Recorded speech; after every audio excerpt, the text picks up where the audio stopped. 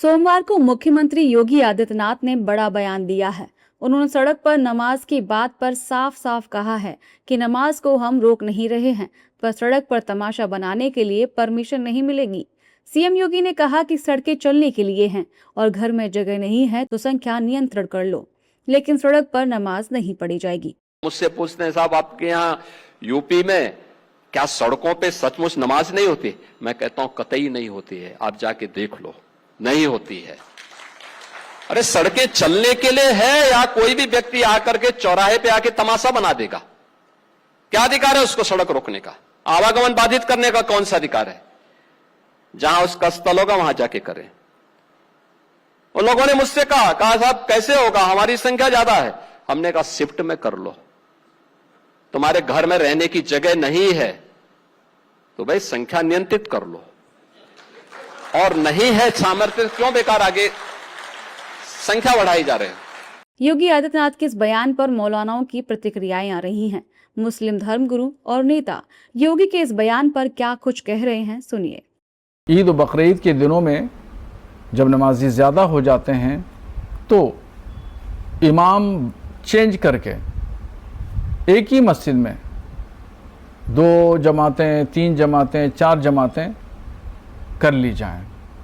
उससे क्या होगा कि रोड पे जो गाड़ियों की आमद व रफ्त है वो मुतासिर नहीं होगी, ट्रैफिक जाम नहीं लगेगा और किसी को कोई दिक्कत नहीं होगी।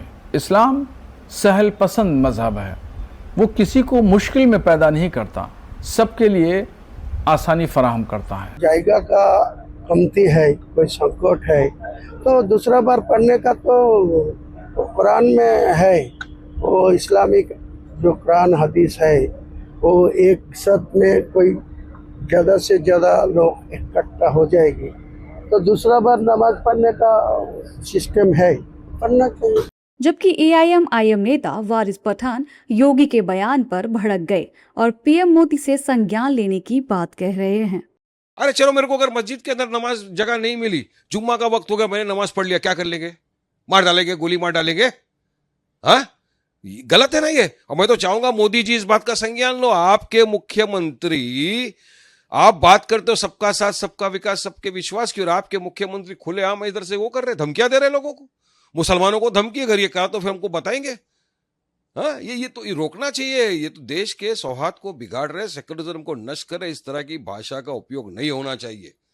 सबके लिए कानून बराबर है तो फिर सबके लिए कानून बराबर लागू होना भी चाहिए। फिर हमारे लिए ही क्यों खाली, क्यों मुसलमानों से इतनी नफरत करते हैं? मोदी जी बाहर जाते हैं, मुसलमानों को गले गले मिलते, हबीबी वल्लाह हबीबी कैफल हाल, और यहाँ के मुसलमानों को उनके मंत्री इस तरह की धमकियां दे रहे हैं।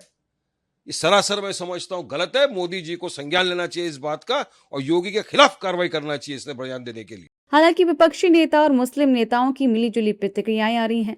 कोई सड़क पर नमाज को गलत कह रहा है तो कोई मजबूरी। दरअसल हाल ही में पश्चिम बंगाल में भी शुवेंदु सरकार ने फैसला लिया है कि नमाज सड़क पर नहीं पढ़ी जाएगी, और इस बीच योगी ने ये बयान दे दिया, जिस पर चर्चा तेज हो गई है।